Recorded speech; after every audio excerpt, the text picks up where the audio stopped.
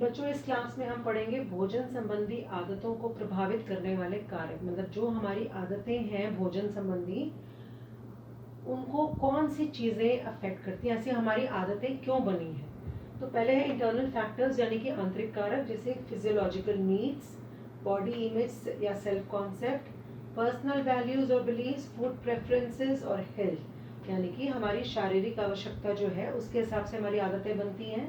हमारी शारीरिक छवि क्या है अपने बारे में, हमारे व्यक्तिगत मूल्य मान्यताएं क्या हैं, और हमारे आहार संबंधी पसंद नापसंद क्या है, और हमारा स्वास्थ्य कैसे है। Let us discuss each in detail. Like physiological needs हमारी, मतलब कि जब आपको पता है एडोलेसेंट के अंदर हमारा ये बहुत ही ग्रोथ का पीरियड है और बॉडी साइज बॉडी चेंजेस बहुत ज़्यादा आते हैं, तो इस वक्त बच्चों को एनर्जी फूड्स बहुत ज़्यादा चाहिए होते हैं और जो आसानी से मिल जाए वो खाना पसंद करते हैं, जैसे एनर्जी वाले फूड्स, ऊर्जा वाले फूड्स, और जो इजीली अवेलेबल हैं वो खा लेते हैं।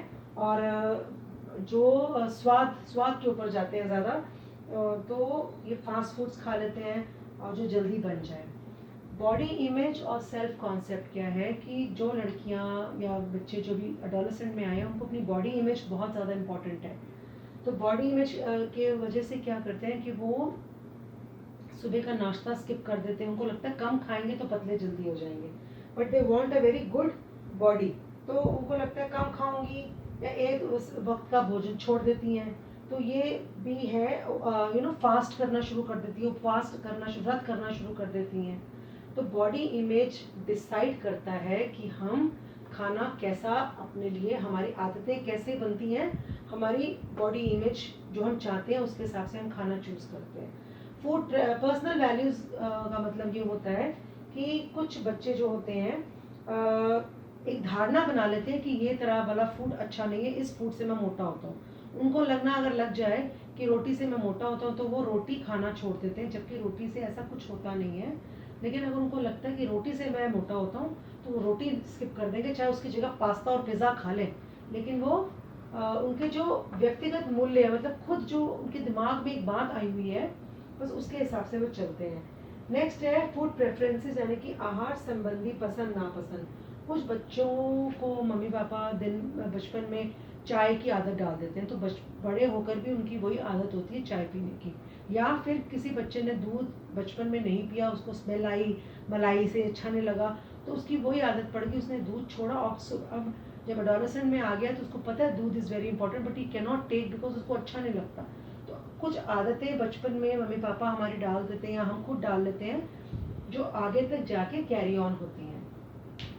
फिर हम आते हैं हेल्थ के ऊपर। हेल्थ का मतलब ये होता है कि जिस बच्चे की हेल्थ ठीक है, हर तरह से वो एक्टिव है, तो वो अपने खाने पीने पे ध्यान ज़्यादा देगा, बजाय उसकी जिसकी हेल्थ नहीं है वो ज़्यादा ध्यान देगा ही नहीं होगा। अब हम आते हैं एक्सटर्नल फैक्टर्स। ये तो हमारे इंटरनल है, हम जो खुद सोचते हैं करते हैं और हमारी जो खुद वैल्यूज़ और बिलीव्स हैं। अब है एक्सटर्नल फैक्टर्स जो बाहर से डिसाइड करते हैं कि हमारा खाना कैसा होगा। पहले फैमिली टाइप। फैमिली टाइप का मतलब होता है कि कैसे परिवार के अंदर बच्चा न्यूक्लियर फैमिली में रह रहा है कि जॉइंट फैमिली में रह रहा है, मतलब चाचा चाची ताया ताई दादा दादी के साथ रह रहा है कि अकेले सिर्फ मम्मी पापा के साथ रह रहा है। जो बच्चा बड़ी फैमिलीज में रहते हैं, उनके फैमिली में कभी कोई खाना बना रहा है, कभी किसी के हाथ से खा रहे हैं, कभी, तो उनके नखरे नहीं होते हैं, they not very selective, they can eat anything given by anyone. तो बड़े ओपन माइंडेड होते हैं, क्योंकि कभी मम्मी नहीं होती घर में तो कोई और चाची वाची खिला देती है। लेकिन जो बच्चे न्यूक्लियर फैमिलीज में होते हैं जहाँ सिर्फ मम्मी पापा को देखते हैं, वो बड़े सिलेक्टिव होते हैं, और अगर मम्मी सामने ना आए, मम्मी के खाना ना बने, तो वो नहीं खाते।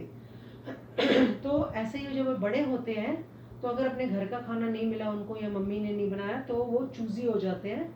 जबकि वो बच्चे जो कि सबके द्वारा खाया गया, बचपन उनका जो बीता है ऐसे कि सबके द्वारा खाया गया, तो वो बच्चे जो हैं बड़े होकर they can eat many types of foods. ठीक है। उसके बाद है पालन पोषण के तरीके। कुछ पेरेंट्स होते हैं जो डिसिप्लिन होते हैं कि नियमित समय पे खाना खाना है, इसी टाइम पे खाना खाना है, हाथ धो के खाना खाना है, 8 बजे के बाद डिनर नहीं मिले। उन बच्चों की हैबिट्स पड़ जाती हैं इस तरह से, आगे जाकर भी जब वो अडोलेसेंट होते हैं, किशोर बनते हैं, तो भी वो टाइम पे खाना खाते हैं, बजाय कि उन पेरेंट्स के जिनके घर में कोई टाइम नहीं है, 9 बजे खा रहे हैं, 8 बजे खा रहे हैं। तो वो बच्चे जब बड़े हो जाते हैं फिर तो बिल्कुल ही डिसिप्लिन नहीं रहता और उनका कोई खाने का टाइम नहीं होता। उसके बाद कुछ होता है मित्रों का प्रभाव। मित्र मतलब पीयर्स, पीयर कहते हैं फ्रेंड्स को। तो जो पीयर्स होते हैं उनका बहुत असर होता है।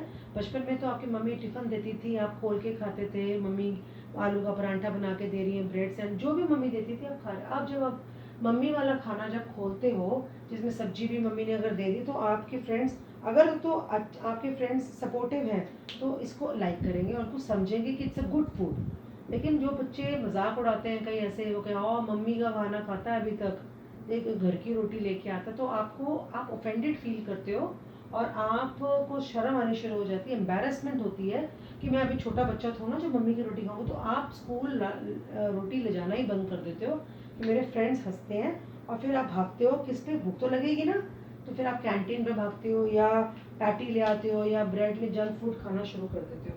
सोशो कल्चरल व्यूज नेक्स्ट जो है, इसका मतलब ये है कि हमारे सामाजिक सांस्कृतिक विचार कैसे हैं। जैन लोग जो होते हैं उनके घर में 6 बजे के बाद खाना नहीं खाते, उनके घर में प्याज नहीं खाते, अदरक नहीं खाते, लहसुन नहीं खाते। तो जो बच्चा ऐसी संस्कृति में पैदा हुआ है वो बड़े होकर कितना चूजी हो जाएगा।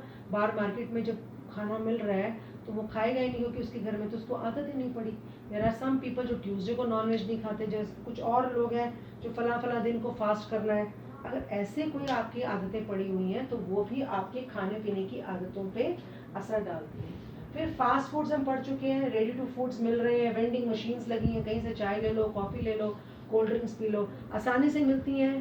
तो आदमी सोचता है कौन जाके घर बनाएगा, कौन करेगा, तो यही सब खा लेते हैं लोग। फूड फैट्स होते हैं, जैसे कई बार भोजन संबंधी कोई सनक सवार हो जाती है कि मैं जो ये है कि मुझे तो खाना ही खाना है, चाउमीन खानी है। मैगी का इतना बड़ा फैड चल पड़ा है कि मैगी का तो हर बंदे के घर में मैगी है। तो ये फैड है, यानी कि सनक है कि मैगी बहुत अच्छी होती है, और किसी को ये सनक चढ़ जाती है कि दूध नहीं अच्छा होता, वो दूध नहीं पीता बिल्कुल। तो ये सनक होती है कुछ। और न्यूट्रिशन रिलेटेड नॉलेज का मतलब होता है कि आपको कितनी नॉलेज है न्यूट्रिशन के बारे में। कितने बच्चों को पता है कि पौष्टिक तत्वों से बना है खाना, खाने के अंदर पौष्टिक तत्व होते हैं। जिनको पता ही नहीं है वो कभी इंपॉर्टेंस ही नहीं समझेंगे इस चीज़ की कि फूड खाना बहुत ज़रूरी है, इसके अंदर पौष्टिक तत्व हैं, और डिफरेंट खाने ज़रूरी हैं, क्योंकि किसी भी एक खाने में एक पौष्टिक तत्व नहीं होता। तो ये सारे फैक्टर्स हैं, इंटरनल फैक्टर्स, एक्सटर्नल यानी कि आंतरिक कारक और बाह्य कारक, जो हमारी भोजन संबंधी आदतों को पे असर डालते हैं।